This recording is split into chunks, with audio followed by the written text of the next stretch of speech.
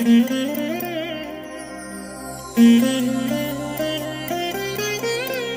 దినం పరము నుండి దిగివచ్చు మాట, ఇది నీ జీవితానికి వెలుగుల బాట, నీ ఒడిలో ఉంచబడిన దీవెనల మూట, అద్భుతాల ఆనంద ఊట.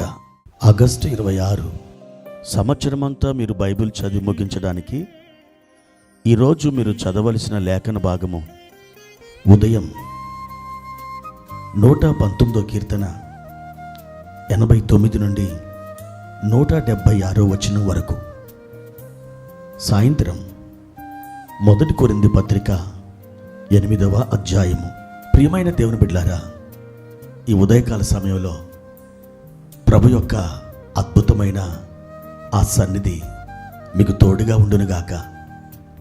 ఇశ్రాయేలీల పాలెం చుట్టూ ఉదయకాలం యొక్క మంచు పడింది. ఆ మంచుతో పాటు మన్నా కురిసింది. ఆ మన్నాని ప్రజలందరూ కూడా ప్రోగు చేసుకొని ఆ రోజు వారు భోజనం చేశారు. ఉదయకాలం కాస్త ఆలస్యంగా నిద్రలేస్తే ఆ రోజు వారికి భోజనం ఉండేది కాదు. ఎందుకో తెలుసా? మన్నా ఉదయకాలమే కురుస్తుంది. కొంచెం ఆలస్యమైతే చాలు, ఎండ వేడిమికి ఆ మన్నా కరిగిపోతుంది, అదృశ్యమైపోతుంది. అందుకని వారు ప్రొద్దున్నే లేవడం, మన్నాని కూర్చుకోవడం, రోట్లో వేసి దంచి రొట్టెలు కాల్చుకోవడం, ఈ విధంగా జరిగించుకుంటూ వారు పోషింపబడుతుండేవారు. ఈరోజు మీకు ఒక మన్నా మీ పాలెంలో కురుస్తుంది. ఈ మన్నాని మీరు తీసుకోనగలిగితే మీ ఆత్మ అద్భుతమైన రీతిలో పోషింపబడుతుంది. ఈరోజు ప్రభువారు మనకు దయచేసిన వాక్య భాగాన్ని చదువుకుందాం. ఇర్మియా గ్రంథం 32వ అధ్యాయము 26, 27 వచనాలు చదువుకుందాం. అంతటా యెహోవా వాక్కు ఇర్మియాకు ప్రత్యక్షమై ఈలాగు సెలవిచ్చెను. నేను యెహోవాను, సర్వ శరీరులకు దేవుడను, నాకు అసాధ్యమైనది ఏదైనా ఉండునా? ప్రియమైన దేవుని బిడ్డలారా, దేవుడే సాక్షాత్తు మాట్లాడుతున్నాడు. ఈ ప్రపంచ చరిత్రలో ఒకానొక దినం ఒకానొక ప్రవక్తతో భూమికి, ఆకాశానికి, సముద్రానికి సృష్టికర్త అయిన దేవుడు ఈ మాటను మాట్లాడాడు. ఏ మాట? నేను యెహోవాను, సమస్త శరీరులకు దేవుడను, నాకు అసాధ్యమైనది ఏదైనా ఉన్నదా? దేవుడు ఒక ప్రశ్నార్థకంగా మాట్లాడాడు. దానికి మీరు కానీ నేను కానీ జవాబు చెప్పవలసి వస్తే, మీకు అసాధ్యమైనది ఏదీ లేదు ప్రభువా అని చెప్పవలసినది. నా ప్రియ దేవుని బిడ్డలారా, మన ప్రభుకి సమస్తం సాధ్యమే.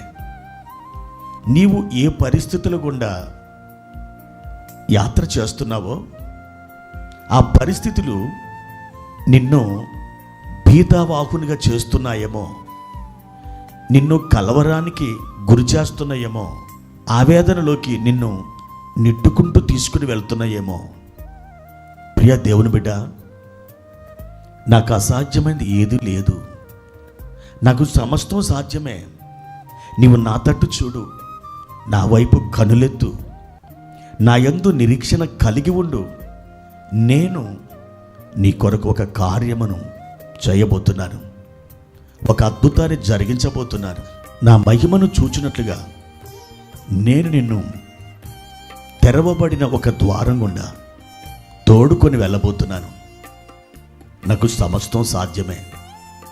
నీ ఎదురుగా ఇత్తడి తలుపులు, ఇనప గడియలు బలంగా, దృఢంగా నిన్ను భయాభ్రాంతులు గురి చేస్తూ వెక్కిరిస్తున్నాయి కదా.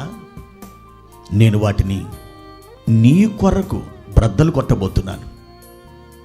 నీకు మేలు చేయడానికే ఈ వేళ నేను నిశ్చయించుకొని ఉన్నాను.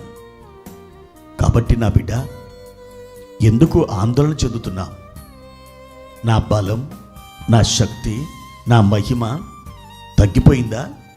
అది నిర్వీర్యమైనదా? కాదు కదా. నేను మారని వాడను, మార్పు లేని దేవుడను. నేను నిన్న నేడు నిరంతరం ఒక్కటే రీతిగా ఉండు దేవుడను. నా ప్రియ బిడ్డ, నాయందు నీ విశ్వాసాన్ని కలిగి ఉండు. ఒక అద్భుతమైన నిరీక్షణతో కనిపెట్టుకొని ఉండు. నా బాహుబలం నీ కొరకు ఏమి చేయబోతుందో కొన్ని గంటలలో నువ్వు చూడబోతున్నావు అంటూ ప్రభువు ఈ ఉదయం నీతో మాట్లాడుతున్న ఈ స్వరాన్ని మీ ఆత్మలోకి మీరు ఆహ్వానించండి. దేవుని కృప మీకు తోడై ఉండి అద్భుతాలతో మిమ్మల్ని నింపివేయునుగాక. ప్రార్థన. పరిశుద్ధుడా, ప్రేమ కలిగిన తండ్రి, మీ ఘనమైన ఉన్నతమైన నామానికి వందనాలు. మీకు సమస్తము సాధ్యమే, ఏది అసాధ్యమైనది లేదు.